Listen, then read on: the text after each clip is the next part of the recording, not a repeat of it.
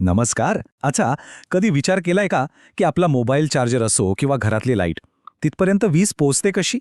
या सगळ्या मागे ना एक खूप पॉवरफुल पण एकदम शांतपणे काम करणारं डिव्हाइस आहे. आज आपण त्याच डिव्हाइसबद्दल म्हणजेच ट्रान्सफॉर्मरच्या वर्किंग प्रिन्सिपलविषयी अगदी सोप्या शब्दात जाणून घेणार आहोत. तर आपण काय काय बघणार आहोत? सुरुवात करूया एक रोजच्या कोड्यापासून. मग पाहू की ट्रान्सफॉर्मर नक्की काय आहे. त्यानंतर त्याच्या कामामागचं सायन्स, त्याचे आपल्या आजूबाजूला असलेले उपयोग आणि महत्त्वाचे मुद्दे काय आहेत ते समजावून घेऊ. आणि हो, शेवटी एक छोटीशी क्विज पण आहे आपल्या ज्ञानाला टेस्ट करण्यासाठी. मग तयार आहात? चला तर मग सुरुवात करूया.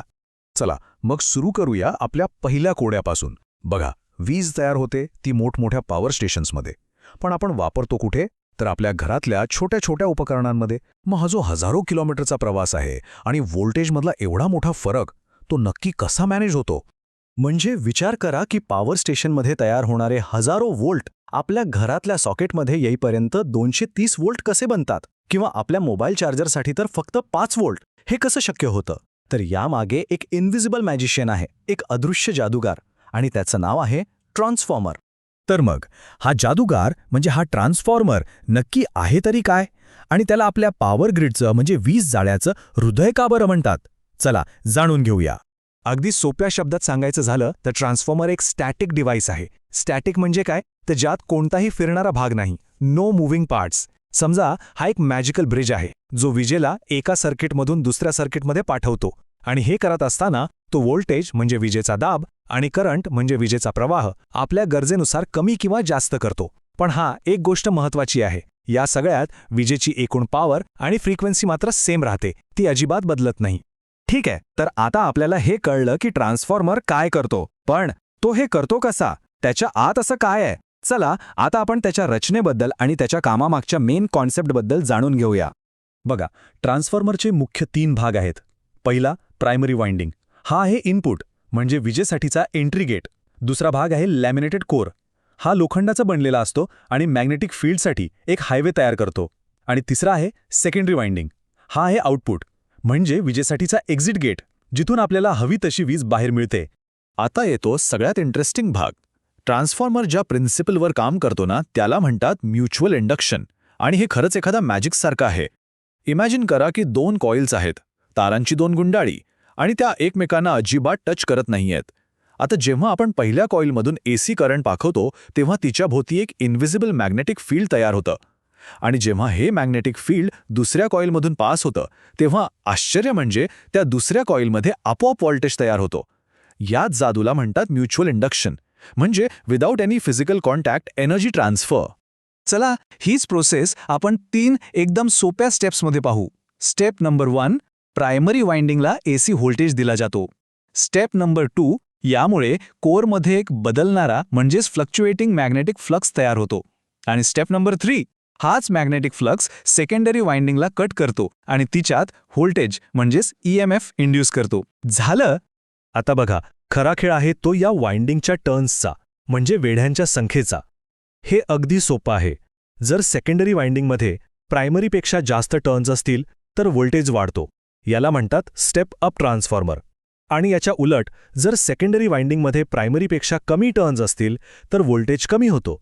याला म्हणतात स्टेप डाऊन ट्रान्सफॉर्मर. आहे की नाही सोपं? आणि इथे येतो ट्रान्सफॉर्मरचा गोल्डन रूल. हे अगदी सी-सॉच्या खेळासारखं आहे. एका बाजूला व्होल्टेज बसले आणि दुसऱ्या बाजूला करंट. आता बघा, जेव्हा व्होल्टेज वर जातो तेव्हा करंट खाली येतो, आणि जेव्हा व्होल्टेज खाली येतो तेव्हा करंट वर जातो, एकदम उलटं.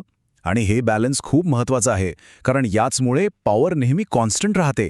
बरं, आता थेरी तर खूप झाली. चला आता प्रॅक्टिकल जगात येऊया. हे ट्रान्सफॉर्मर्स आपल्याला रोजच्या आयुष्यात कुठे कुठे दिसतात? तुम्हाला आश्चर्य वाटेल, पण ते अक्षरशः सगळीकडे आहेत. सगळ्यात आधी जिथे वीज तयार होते म्हणजे जनरेटिंग स्टेशन्स, तिथे वापरले जातात मोठमोठे स्टेप अप ट्रान्सफॉर्मर्स. हे व्होल्टेजला प्रचंड वाढवतात, म्हणजे अगदी 400 किलोव्होल्टपर्यंत. पण एवढा का वाढवतात? कारण जेवढा व्होल्टेज जास्त तेवढा पॉवर लॉस कमी, आणि यामुळेच वीज कमीत कमी नुकसानीत लांबच्या लांब अंतरावर पाठवता येते. आणि मग ही हाय व्होल्टेज लाईन जेव्हा आपल्या शहरात आपल्या घराच्या जवळ पोहोचते तेव्हा स्टेप डाऊन ट्रान्सफॉर्मर्स कामाला लागतात. हे त्या प्रचंड हाय व्होल्टेजला कमी करून आपल्यासाठी सुरक्षित आणि वापरण्यायोग्य लेव्हलवर आणतात, जसं की 415 व्होल्ट किंवा 240 व्होल्ट. आणि फक्त एवढंच नाही, आपल्या हातातला मोबाईल चार्जर किंवा लॅपटॉपचा अडॅप्टर आठवा. तो सुद्धा एक छोटासा मिनी स्टेप डाऊन ट्रान्सफॉर्मरच आहे. तो आपल्या घरातल्या 230 व्होल्टला आपल्या डिव्हाइससाठी लागणाऱ्या छोट्याशा 5 किंवा 12 व्होल्टमध्ये कन्व्हर्ट करतो. कमाल आहे ना? तर मग आज आपण काय काय महत्त्वाचं शिकलो? चला एक क्विक रिव्हिजन करूया. महत्त्वाचे मुद्दे लक्षात ठेवूया. नंबर 1, ट्रान्सफॉर्मर म्युच्युअल इंडक्शन या प्रिन्सिपलवर काम करतो. नंबर 2, त्याचे 3 मेन पार्ट्स आहेत, प्रायमरी, सेकंडरी आणि कोअर. नंबर 3, त्याचे 2 प्रकार आहेत, स्टेप अप जो व्होल्टेज वाढवतो आणि स्टेप डाऊन जो व्होल्टेज कमी करतो. आणि सगळ्यात महत्त्वाचं नंबर 4, तो व्होल्टेज आणि करंट बदलतो पण पॉवर आणि फ्रिक्वेन्सी नेहमी कॉन्स्टंट ठेवतो. चला आता झाली आहे तुमची वेळ. पाहूया आजच्या सेशनमधून आपल्याला किती समजलं. एका छोट्याशा क्विजसाठी तयार आहात? पहिला प्रश्न आहे, ट्रान्सफॉर्मर कोणत्या प्रिन्सिपलवर काम करतो? ऑप्शन आहेत अ. सेल्फ इंडक्शन की ब. Mutual induction. आणि दुसरा प्रश्न, जो ट्रान्सफॉर्मर व्होल्टेज वाढवतो त्याला काय म्हणतात? ऑप्शन आहेत अ. स्टेप अप की ब. Step down. जरा विचार करा, काय वाटतंय? आणि करेक्ट आन्सर्स आहेत. पहिल्या प्रश्नाचं उत्तर आहे ब. म्युच्युअल इंडक्शन आणि दुसऱ्याचं अ. Step up. मला खात्री आहे की सगळ्यांची उत्तरं बरोबर आली असतील. Very good.